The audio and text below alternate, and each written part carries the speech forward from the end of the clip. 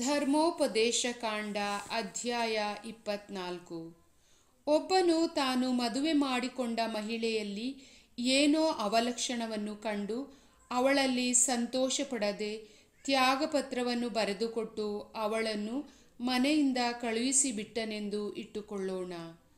ಅವಳು ಮತ್ತೊಬ್ಬನನ್ನು ಮದುವೆ ಆಗಿ ಅವನಿಂದಲೂ ತಿರಸ್ಕರಿಸಲ್ಪಟ್ಟು ತ್ಯಾಗಪತ್ರವನ್ನು ಹೊಂದಿ ಕಳುಹಿಸಲ್ಪಟ್ಟರೆ, ಅಥವಾ ಈ ಎರಡನೆಯ ಗಂಡನು ಸತ್ತು ಹೋದರೆ ಅವಳನ್ನು ಕಳುಹಿಸಿಬಿಟ್ಟ ಮೊದಲನೆಯ ಗಂಡ ಅವಳನ್ನು ಪುನಃ ಪರಿಗ್ರಹಿಸಬಾರದು. ಅವಳು ಅಶುದ್ಧಳಾದವಳು. ಅವಳನ್ನು ಪುನಃ ಪರಿಗ್ರಹಿಸುವುದು ಸರ್ವೇಶ್ವರನಿಗೆ ಹೇಯ ಕಾರ್ಯ. ನಿಮ್ಮ ದೇವರಾದ ಸರ್ವೇಶ್ವರ ನಿಮಗೆ ಸ್ವದೇಶವಾಗಲೆಂದು ಕೊಡುವ ನಾಡಿಗೆ ದೋಷ ಉಂಟಾಗಲು ಅವಕಾಶ ಕೊಡಬೇಡಿ. ಹೊಸದಾಗಿ ಮದುವೆ ಮಾಡಿಕೊಂಡವನು ಸೈನ್ಯದವರೊಡನೆ ಯುದ್ಧಕ್ಕೆ ಹೋಗಬಾರದು. ಭಾರವಾದ ಯಾವ ಕೆಲಸವನ್ನೂ ಅವನಿಗೆ ನೇಮಿಸಬಾರದು. ಅವನು 1 ವರ್ಷದವರೆಗೆ ಬಿಡುವಾಗಿ ಮನೆಯಲ್ಲಿಯೇ ಇದ್ದುಕೊಂಡು ಪರಿಗ್ರಹಿಸಿದ ಹೆಂಡತಿಯೊಡನೆ ಸುಖವಾಗಿರಲಿ. ಬೀಸುವ ಕಲ್ಲನ್ನು ಪೂರ್ತಿಯಾಗಲಿ ಅರ್ಧವಾಗಲಿ ಒತ್ತೆ ತೆಗೆದುಕೊಳ್ಳಬಾರದು. ಅದು ಜೀವನಾಧಾರವನ್ನೇ ಒತ್ತೆಯಾಗಿ ತೆಗೆದುಕೊಂಡ ಹಾಗಾಗುವುದು.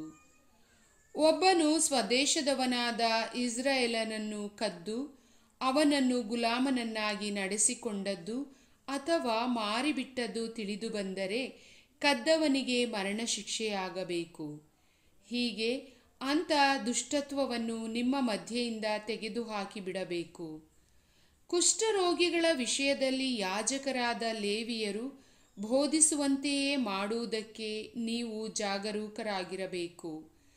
ನಾನು ಅವರಿಗೆ ಆಜ್ಞಾಪಿಸಿದ ನಿಯಮಗಳನ್ನೇ ನೀವು ಅನುಸರಿಸಬೇಕು.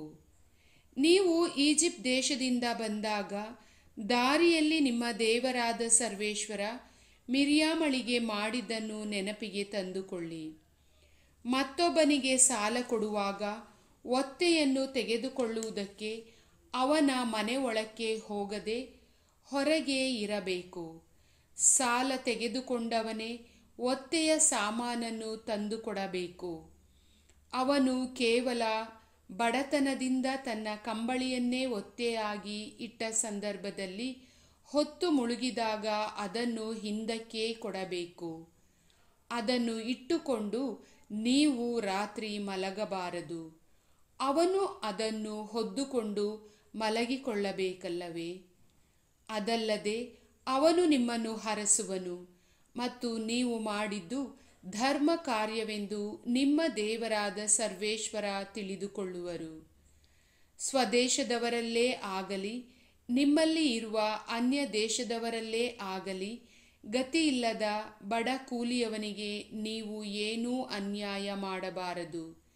ದಿನದ ಕೂಲಿಯನ್ನು ಆ ದಿನದಲ್ಲೇ ಹೊತ್ತು ಮುಳುಗುವುದಕ್ಕೆ ಮುಂಚಿತವಾಗಿ ಅವನಿಗೆ ಕೊಟ್ಟು ಬಿಡಬೇಕು. ಅವನಿಗೆ ಬೇರೆ ಗತಿಯಿಲ್ಲದರಿಂದ ಅದನ್ನೇ ಎದುರು ನೋಡುತ್ತಿರುತ್ತಾನೆ. ನೀವು ಕೊಡದಿದ್ದರೆ ಅವನು ಸರ್ವೇಶ್ವರನಿಗೆ ಮೊರೆಯಿಡುವನು. ಆಗ ನೀವು ದೋಷಿಗಳಾಗುವಿರಿ. ಮಕ್ಕಳ ಪಾಪಕ್ಕಾಗಿ ತಂದೆಗೂ ತಂದೆಯ ಪಾಪಕ್ಕಾಗಿ ಮಕ್ಕಳಿಗೂ ಮರಣಶಿಕ್ಷೆಯಾಗಬಾರದು. ಪ್ರತಿಯೊಬ್ಬನು ತನ್ನ ಪಾಪ ಫಲವನ್ನು ತಾನೇ ಅನುಭವಿಸಬೇಕು. ನೀವು ಪರದೇಶಿಯ ಅಥವಾ ದಿಕ್ಕಿಲ್ಲದವನ ವ್ಯಾಜ್ಯವನ್ನು ವಿಚಾರಿಸುವಾಗ ನ್ಯಾಯವನ್ನು ಬಿಟ್ಟು ತೀರ್ಪು ಕೊಡಬಾರದು. ವಿಧವೆಯಿಂದ ಉಡುವ ಬಟ್ಟೆಯನ್ನು ಒತ್ತೆ ಇಡಿಸಿಕೊಳ್ಳಬಾರದು.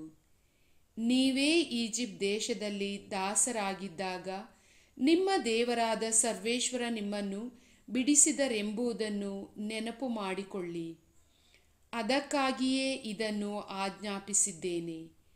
ನೀವು ಬೆಳೆಯನ್ನು ಕೊಯ್ಯುವಾಗ 1 ಸಿವುಡನ್ನು ಹೊಲದಲ್ಲೇ ಮರೆತು ಬಂದರೆ ಅದನ್ನು ತರಲು ಹಿಂದಕ್ಕೆ ಹೋಗಬಾರದು. ಪರದೇಶಿ, ತಾಯಿ ತಂದೆ ಇಲ್ಲದ ವ್ಯಕ್ತಿ, ವಿಧವೆ ಇಂಥವರಿಗಾಗಿ ಅದನ್ನು ಬಿಟ್ಟುಬಿಡಿ. ನೀವು ಹೀಗೆ ನಡೆದುಕೊಂಡರೆ ನಿಮ್ಮ ದೇವರಾದ ಸರ್ವೇಶ್ವರ ನಿಮ್ಮ ಕೆಲಸ ಕಾರ್ಯಗಳಲ್ಲಿ ಕೈಗೂಡಿಸಿ ನಿಮ್ಮನ್ನು ಅಭಿವೃದ್ಧಿಪಡಿಸುವರು.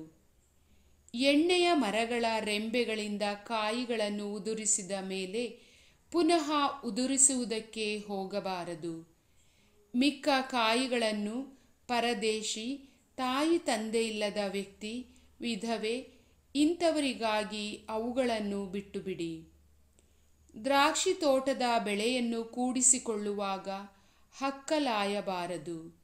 ಪರದೇಶಿ, ತಾಯಿ ತಂದೆಯಿಲ್ಲದ ವ್ಯಕ್ತಿ, ವಿಧವೆ ಇಂಥವರಿಗಾಗಿ ಅದನ್ನು ಬಿಟ್ಟುಬಿಡಿ. ನೀವೇ ಈಜಿಪ್ಟ್ ದೇಶದಲ್ಲಿ ಗುಲಾಮರಾಗಿದ್ದುದನ್ನು ಜ್ಞಾಪಕದಲ್ಲಿರಬೇಕು. ಅದಕ್ಕಾಗಿಯೇ ಇದನ್ನು ನಿಮಗೆ ಆಜ್ಞಾಪಿಸುತ್ತಿದ್ದೇನೆ. ಪ್ರಭುವಿನ ವಾಕ್ಯ.